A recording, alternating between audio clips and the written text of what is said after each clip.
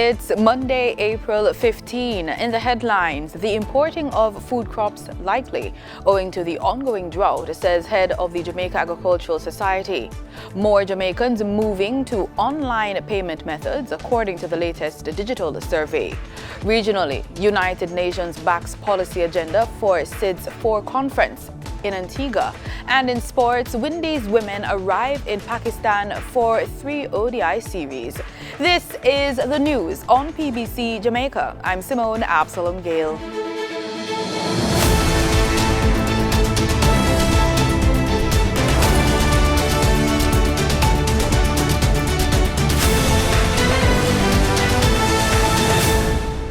President of the Jamaica Agricultural Society, Lenworth Fulton, says the ongoing drought might result in government having to import some crops. Just last week, authorities reported that the lack of rainfall and heat has affected several parishes, especially those with farming communities. The JAS says all sections of the agricultural sector have been affected by the drought. Mr. Fulton says with crop production being stymied by lack of rainfall, the government might have to look at its options. Pepper, cabbage, lettuce, carrot, callaloo, potato, and coconut are among the most affected crops.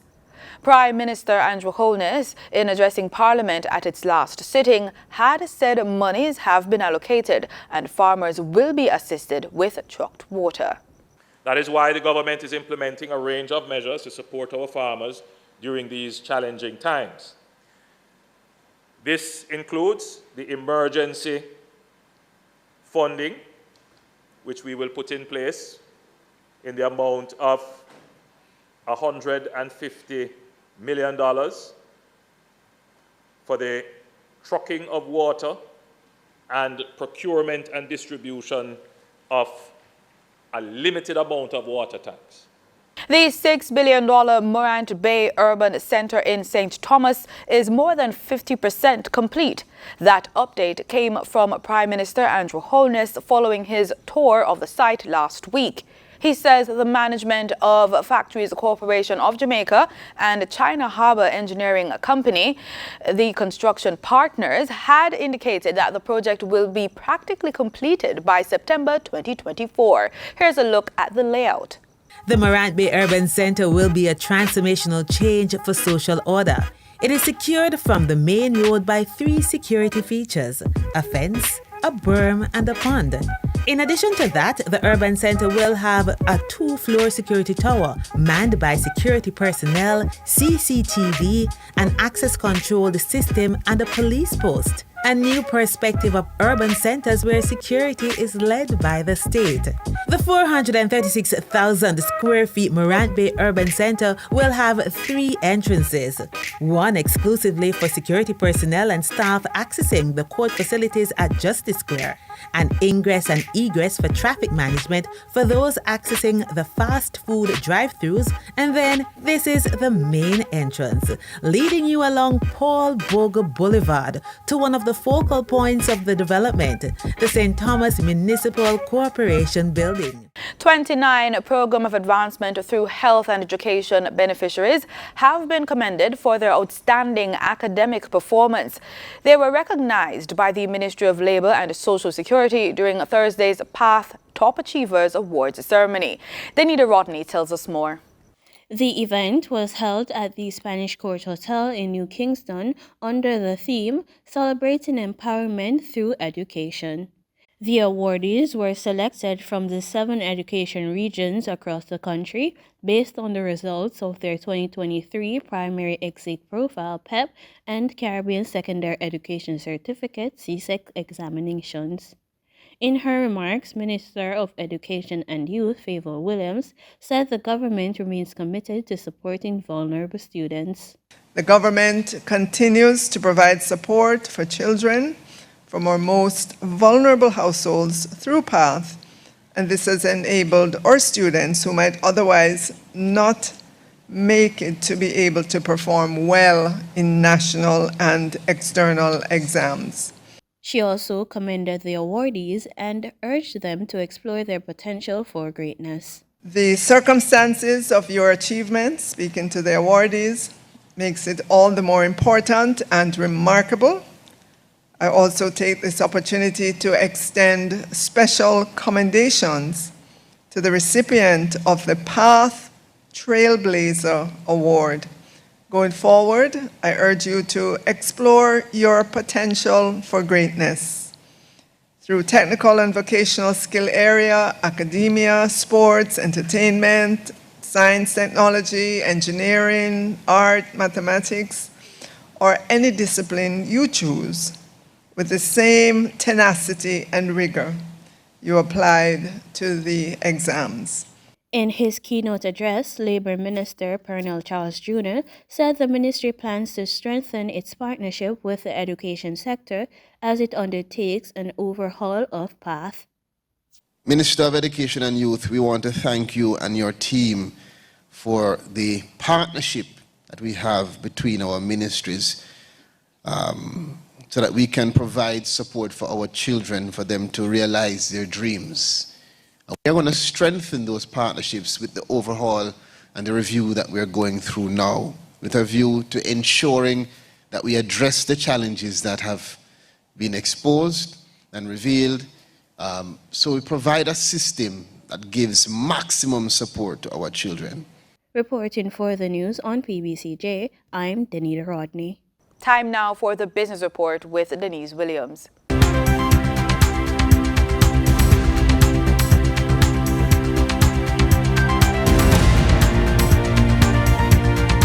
Good day, everyone, and thank you for joining us on the Business Report.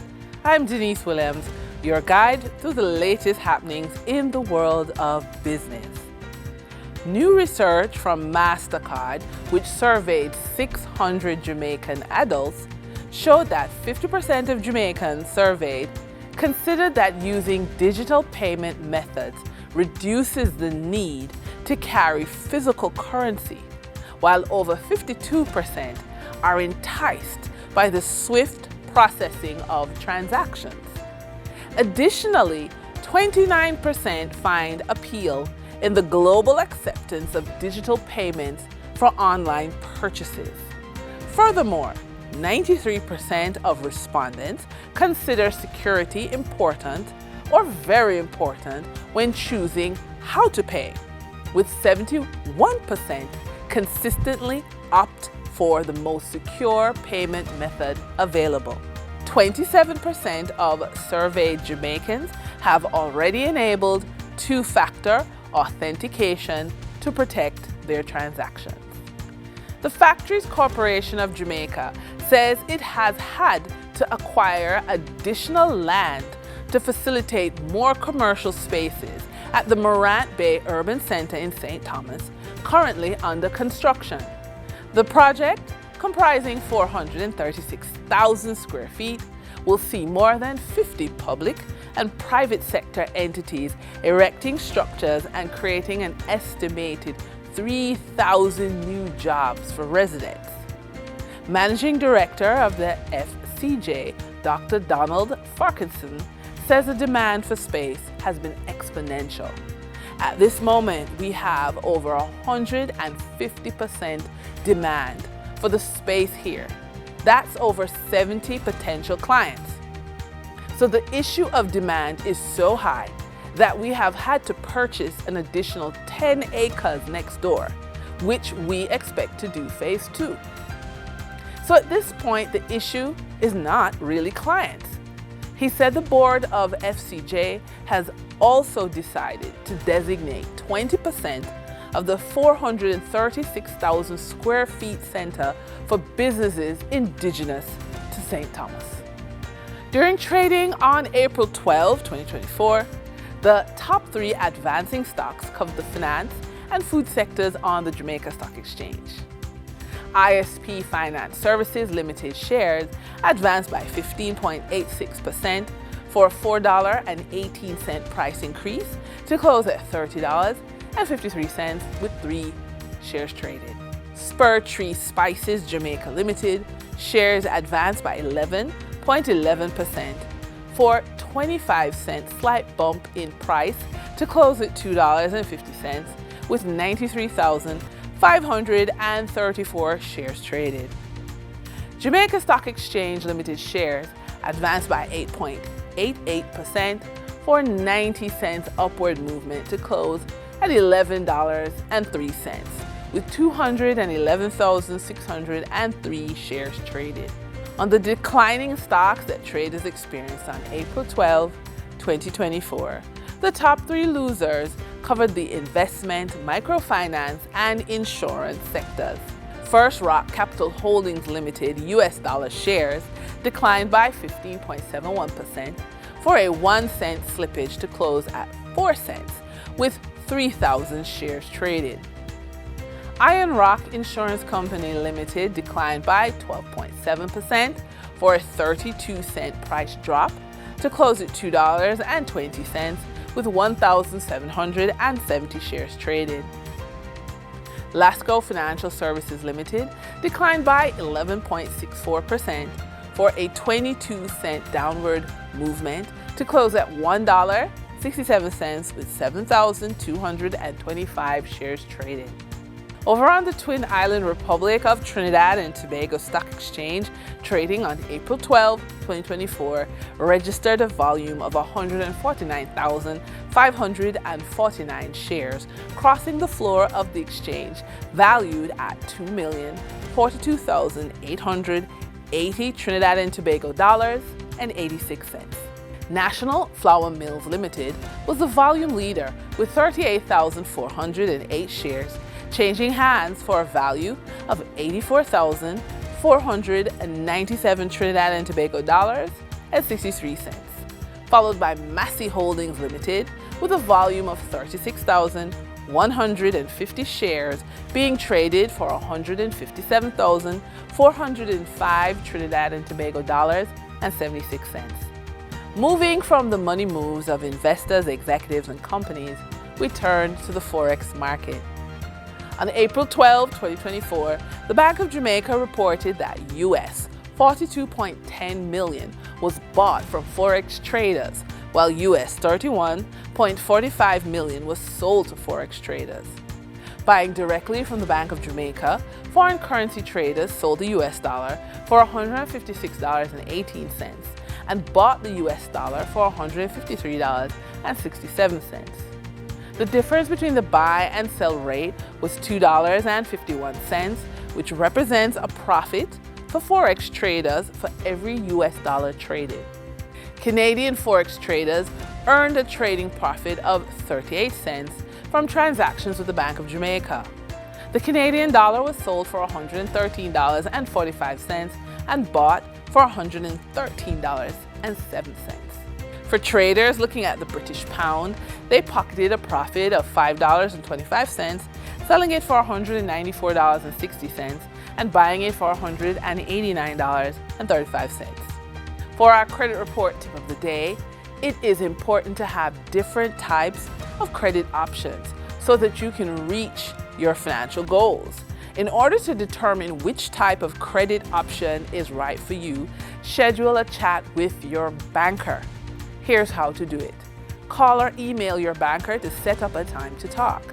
Ask if you can discuss ways to make your credit better. Pick a time that works for both of you and mark it on your calendar. This is the most important and basic step in building your credit portfolio to meet your financial needs while being responsible in paying the debt back. Before we end the business report, let's take a look at this Young Boss feature with Danita Rodney.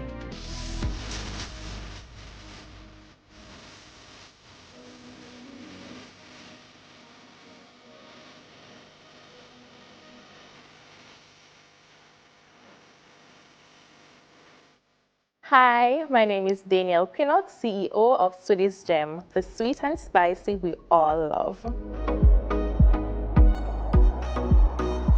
I love making pepper sauce, but I don't eat pepper. I'm afraid of pepper. But my partner, he loves pepper. So I always make pepper sauce for him. And how the business idea came about, I was working somewhere that I was very unhappy there, and I don't know, it just come in my head, why not try like a pepper jelly? You know, so I just write it down. I went home the evening and I Google it, YouTube, because I never know. The idea just popped up in my head. I was in bed one night and the name, I wanted to use my nickname. So, hold on. My nickname is Poogie. So I wanted to use Poogie Peppers Jelly, PPP. I was like, no, my sister said no. So the name of the business is Sweetie's Gem. And Sweetie is the name of my grandfather. He died in 2017.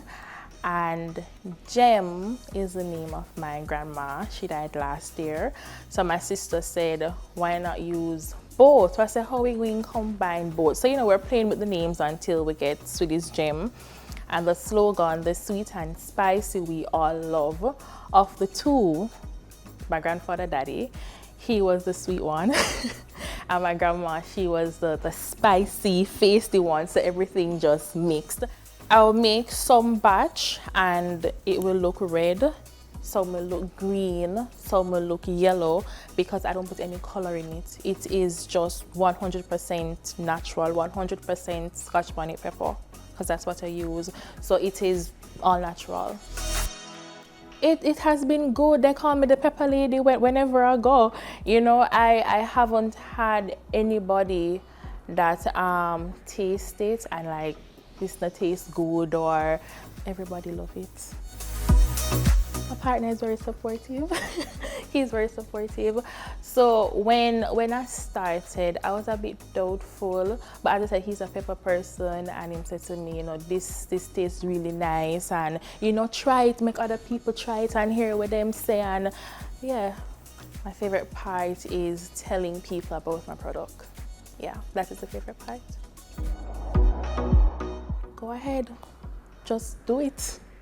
It makes no sense you sit and you have doubts, or what if this don't work out. And to be honest, I've always wanted to have my own business. I try enough something, I'm not going to lie, like a whole heap of something, but this is what works for me. And I think because I love making pepper sauce, yeah, this is it.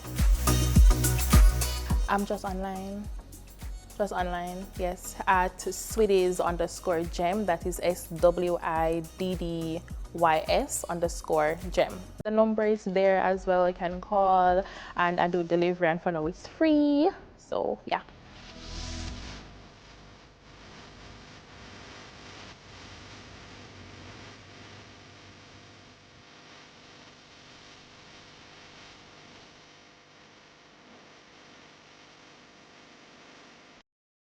And with that, we wrap up today's business report.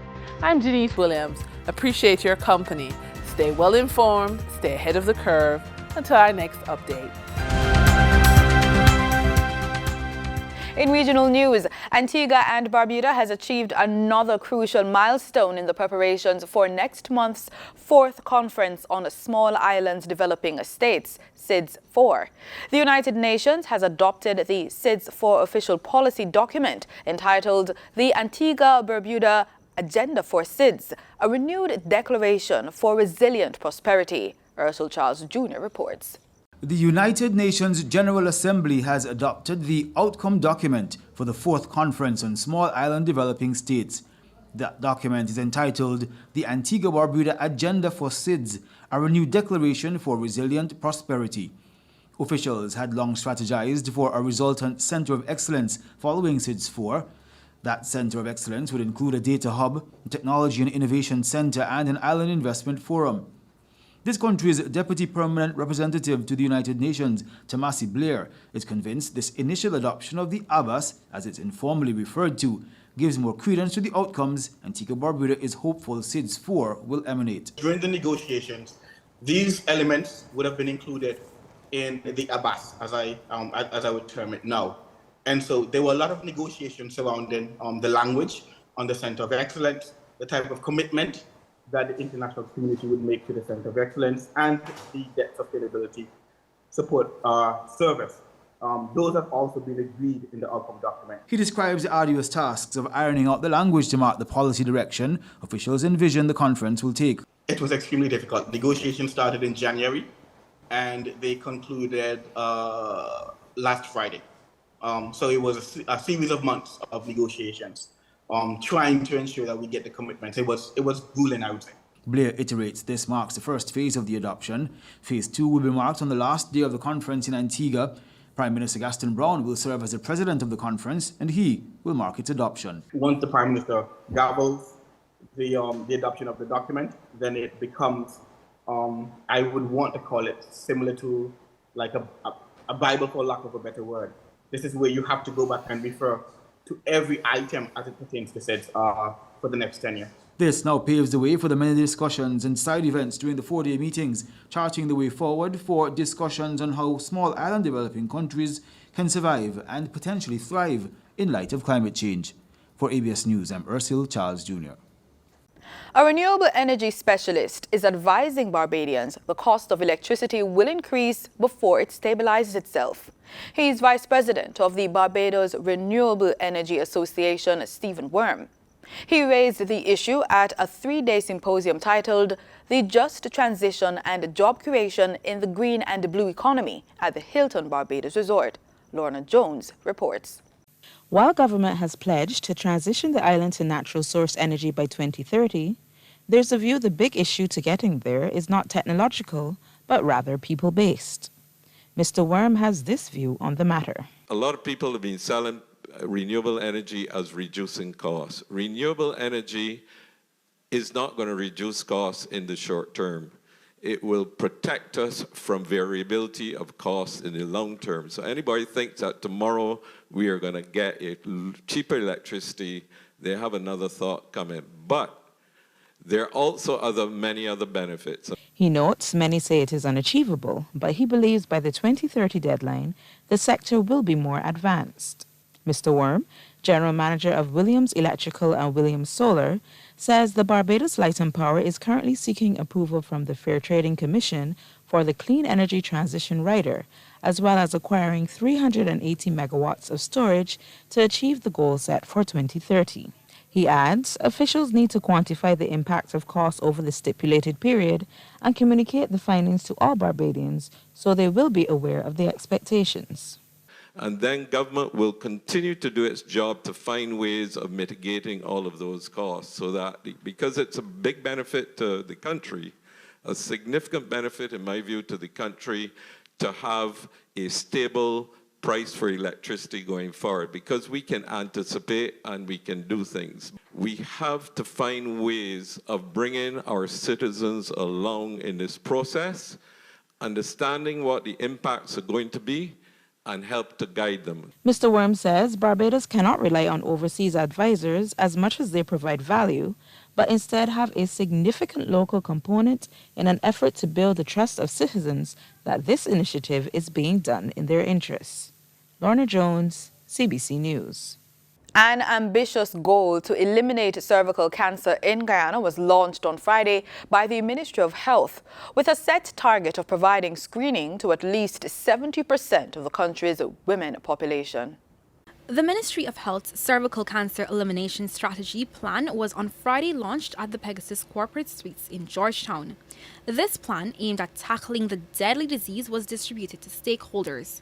Health Minister Dr. Frank Anthony, during his featured address, said the country's plan is to get at least 70% of the female population screened for the cancer cells and to have those persons who are positive treated through public health care. If we screen people and we are able to detect abnormal cells early, then we can prevent many of the complications from happening, because then we'll be able to deal with it at a very early stage.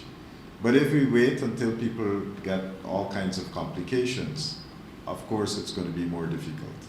So screening is absolutely important, and that is why we want to encourage every woman in Guyana to be screened. Traditionally, pap smears and VIA tests are done to check for signs of the cancer, but as of next week, public testing for the human papillomavirus, HPV, using equipment donated by the government of China will be available. These tests are often about $25,000 at private institutions, Health Minister Dr. Frank Anthony previously said. Focus on cervical cancer is necessary as it is the second most prevalent cancer that causes over 34,000 deaths in the Americas. Over the years, there were several challenges in finalizing such a strategy. HPV is a leading cause for cervical cancer. Other causes are immunodeficiency and smoking. Our traditional way of screening was with VIA, and we did pap smears. But we are introducing now in the public sector HPV tests. And so this would be now widely available. As of next week, we'll be able to roll this out and make sure that anyone who meet the age qualifications, they'll have access to HPV testing. The ministry will also distribute testing kits as it tackles the detrimental disease. It is also considering ways to establish a plan to offer brachytherapy, which is another form of treatment for the cancer. Ensuring that at least 70% of women within the reproductive age of 21 to 60 undergo screening will require massive collaboration. The ministry is collaborating with the Pan American Health Organization, PAHO, and non-governmental organizations to ensure nationwide awareness is attained.